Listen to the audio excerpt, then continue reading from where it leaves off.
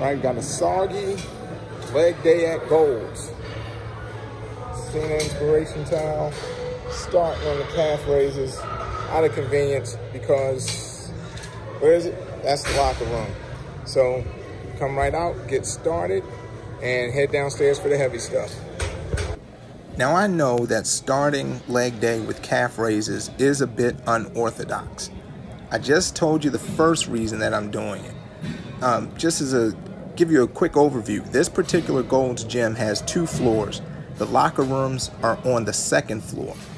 And as you can see, once again, right outside that men's room, you see the M hanging over the door. That's the men's room. The women's room is not too far away either. That calf machine is right there. They do have other calf machines, like a seated calf, donkey calf, but they are on the 1st floor of this particular location. So, since it's right there, and since, as you can tell by my rather unimpressive, borderline pathetic calves, that I really have neglected calf training for all these years. I mean, powerlifters, we typically don't train calves. So, at least most of the ones I know don't. So, I really haven't trained calves a whole lot. And so in order to avoid neglecting them, so I'm going to prioritize them, and since the machine is right there, I'm going to hit them first. Now, one thing I was saying is that my calves don't give out before my feet do. I have incredibly flat feet, so I would really just need to do shorter sets of those. Anyway, we went downstairs, and this is probably one of my 2 new favorite machines, the vertical leg press. This is my first set on it with an empty sled.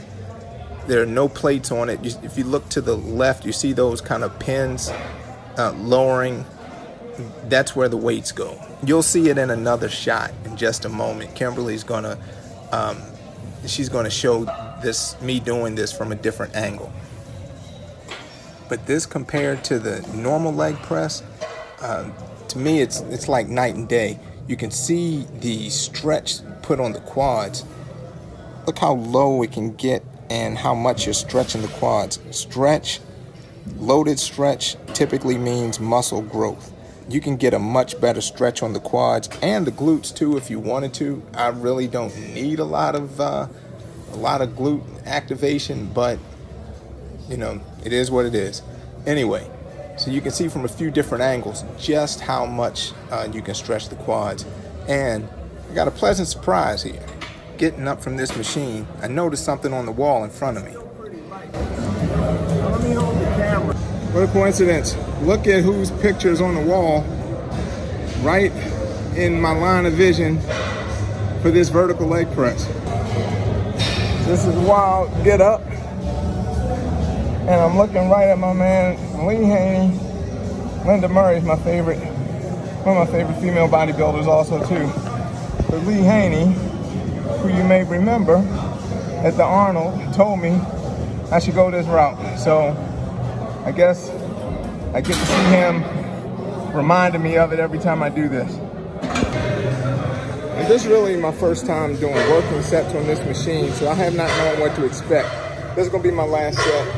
Hopefully, see, I had 2 plates, 245s, 225s. Hopefully this will go well enough where I can drop set twice. We will see. And that's what I ended up doing, 2 drop sets. I put the camera back down on the tripod because instead of holding it for me, my wife Kimberly is actually going to peel the plates off. This is not a lot of weight. I mean, recently on the 45-degree leg press, I've done as much as 630 pounds plus the sled, and I think the sled over there, Planet Fitness, is like 114 pounds, something like that. So this is half, less than half of the weight I'm using on the leg press at Planet Fitness. However, if you've seen some of my recent videos, you may know that I'm recovering from an MCL sprain in my left knee. And as part of the treatment for that, orthopedist told me I probably should look at lifting lighter, stop competing in powerlifting at least for a while, see how that helps my joints. So finding a machine like this, plus the next one you're going to see me on, really has been helpful. I'm getting a crazy stimulus and pump in my quads, but I'm not having to use quite as much load as I would on another leg press, or even if I was squatting. Actually, let me put an asterisk on that, because I don't know how much this sled weighs. But if I was squatting, I'd be more than likely squatting more than I have loaded on this machine. So it's a good way to get a lot of quality work in without loading up the joints as much. So that's a win. I'll take it. You move the leg thing? Huh? The leg thing? So as you can see, after those leg presses, I'm going to a leg curl. I'm going to end up doing 2 working sets here, and then I'm going to do another quad dominant exercise after this. Again, that's the other new favorite machine I mentioned while doing the leg press. I think this is 140 pounds on the weight stack, and if you notice, I'm trying to make sure I have a controlled negative on all the reps. I don't have time to train high volume, so the few sets that I do, I have to make them count. One of the ways I do that is making sure that the negatives are not excruciatingly slow, but slow enough and well controlled.